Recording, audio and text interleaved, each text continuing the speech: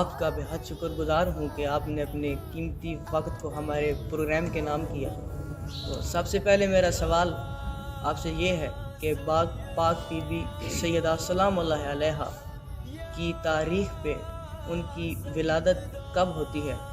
اور ان کے نام کی کچھ وضاحت فرما دیجیے۔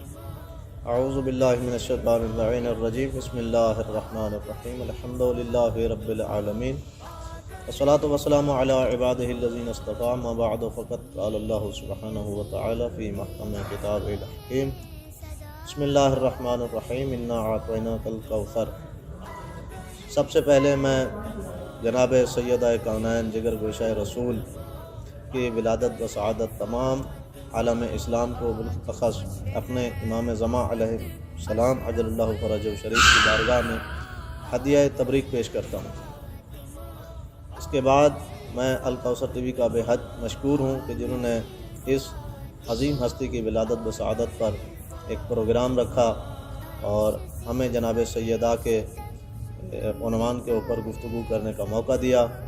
اس کے بعد کاظمی صاحب، جو آپ کا سوال ہے کہ جناب سیدہ زہرا سلام اللہ علیہا کی تاریخ ولادت کیا ہے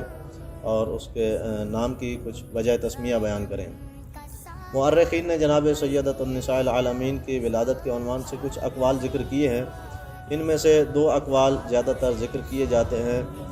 اور ان میں ایک قول تو یہ ہے جس کو صاحب ذخائر عقبہ نے بھی نقل کیا ہے، صاحب بہار نے بھی نقل کیا ہے کہ 10 جمادی الثانی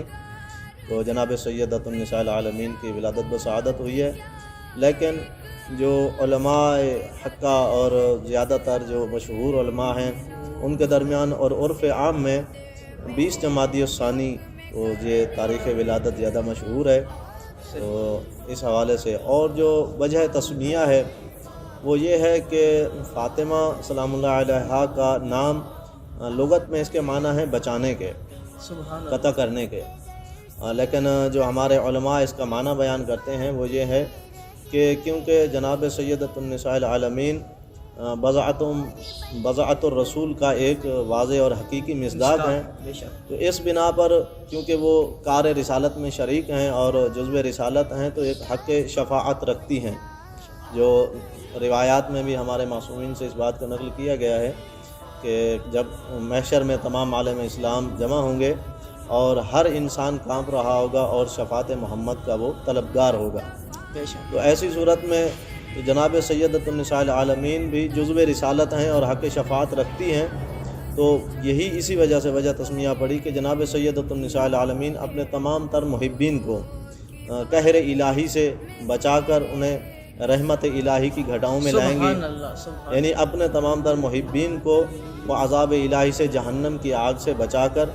رحمت الہی اور جنت کی ایک خوشگوار وادی میں انہیں لے جائیں گی۔ یہی وجہ تسمیہ جو ہمارے معصومین سے بھی نقل ہوئی۔ یعنی آپ یہ بتانا چاہتے ہیں کہ جب قیامت والے دن کوئی شفاعت والا نہیں ملے گا تو اپنے محبین کی شفاعت کے لیے پاک سیدہ کہیں گی کہ یہ تو میرا محب ہے، بے شک میں اس کی شفاعت کروں گی۔ سبحان اللہ، بہت ہی پیارے انداز میں آپ نے